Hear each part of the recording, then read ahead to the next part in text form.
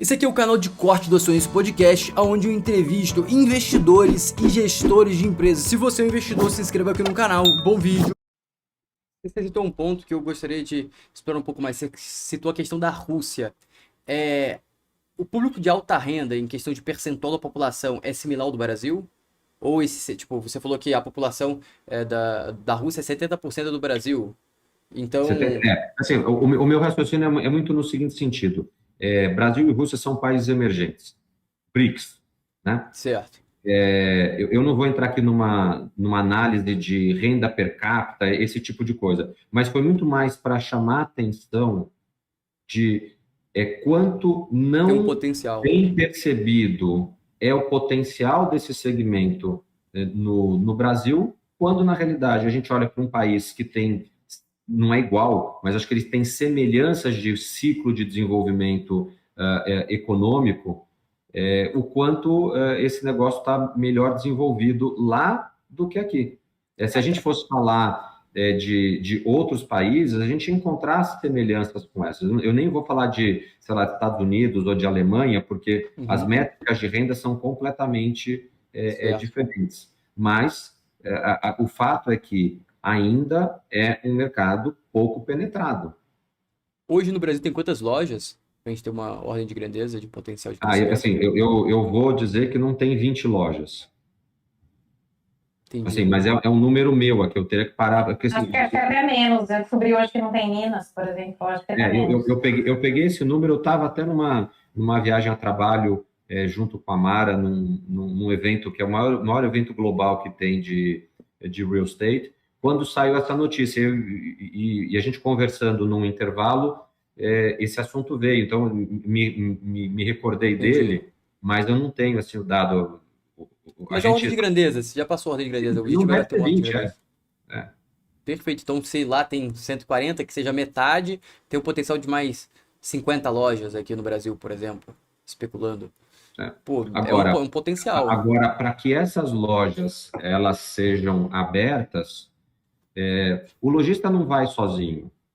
Ele precisa ir acompanhado de outras marcas. Essas outras marcas, para irem, elas vão estar num local que ofereça comodidade, que ofereça segurança, que ofereça fluxo de pessoas, não um alto fluxo, mas o fluxo do perfil de cliente que precisa,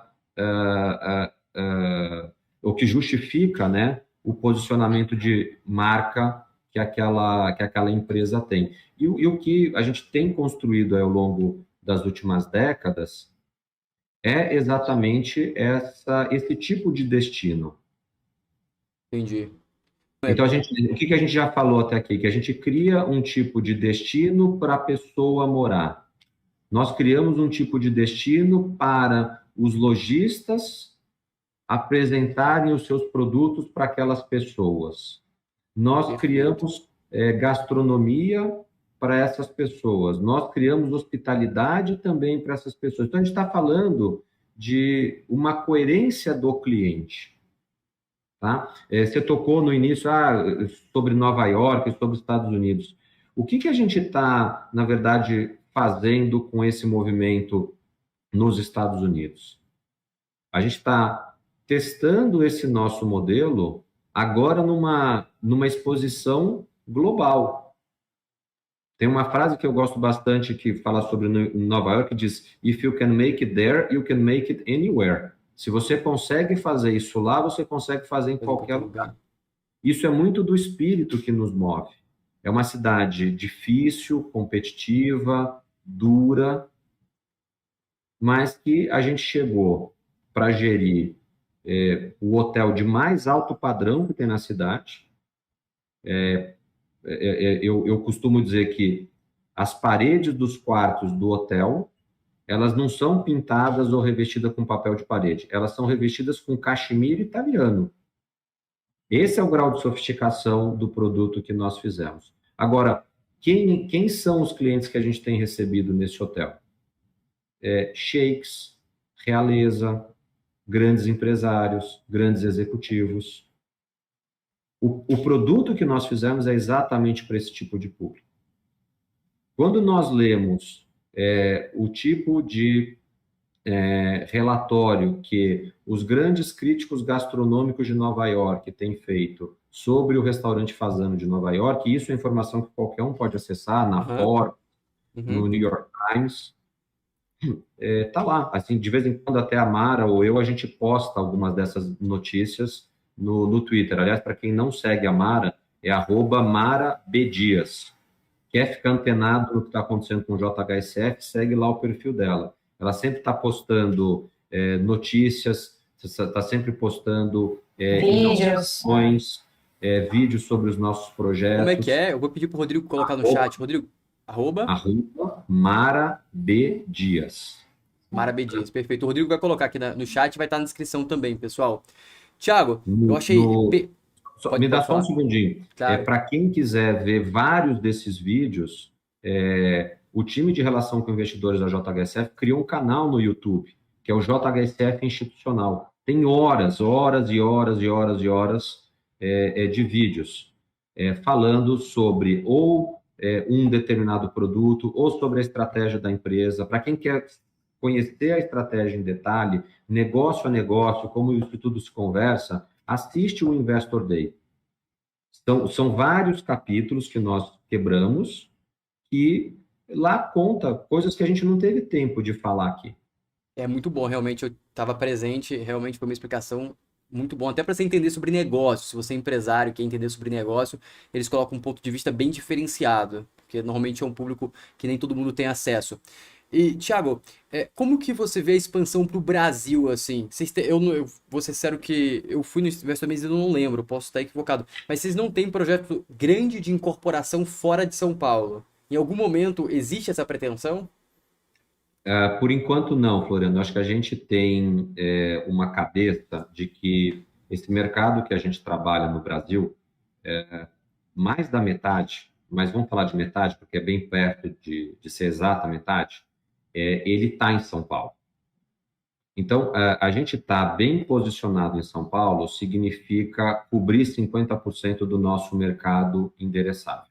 Os outros 50%, não existe uma capital que tenha um grau de concentração mínimo que justifique o tipo de empreendimento que nós fazemos. Então, a nossa opção estratégica foi por ser bastante sólidos em São Paulo, e ao invés de expandir pelo Brasil de uma maneira muito pouco concentrada em novas cidades, foi olhar para grandes centros urbanos globais, por isso Nova York, Londres, Paris, Milão, são cidades que a gente, em algum momento, quer estar presente, assim como Miami, que já para o ano que vem a gente tem operações acontecendo em Miami. Então, Perfeito. o universo de clientes que a gente passará a cobrir, ele ainda é maior do que o que nós cobrimos hoje. O Brasil vai continuar sendo importante para a gente, sem dúvida. Nós acreditamos no potencial de crescimento do Brasil, sim, sem dúvida. Por outro lado, a gente vê novas alavancas de crescimento para a empresa que podem vir desses negócios fora do Brasil. Então, a gente já opera fora do Brasil há quase 15 anos, começamos no Uruguai, há 10 anos, mais ou menos, nós estamos nos Estados Unidos, e agora a gente entrou no estágio de amadurecimento da operação lá. A gente tem quase 200 funcionários já hoje nos Estados Unidos. Que Então, assim, a legal. gente tem 4.000 funcionários na companhia e quase 200 que estão nos Estados Unidos. Já é 5% da nossa força de trabalho. Perfeito. Então, só para entender a cabeça da empresa, aqui no Brasil não faz sentido, ou melhor, faz mais sentido expandir internacionalmente em centros com concentrações de renda e poder aquisitivo similar de São Paulo em outras cidades do mundo, do que expandir aqui no Brasil, por exemplo, tentando criar uma segunda residência em uma cidade bonita da Bahia, em um local perto da praia. Não faz sentido, essa é o racional. Não na escala que a gente precisa, Floriano, para que possa ter, vamos dizer, uma massa crítica para esse modelo funcionar. Porque Entendi. lembra, tem que ter uma massa crítica de moradores para viabilizar o shopping center, para vir as lojas, para virem os Hotel. restaurantes. Ou seja, essa construção desses ecossistemas, elas têm uma escala mínima. Perfeito, perfeito.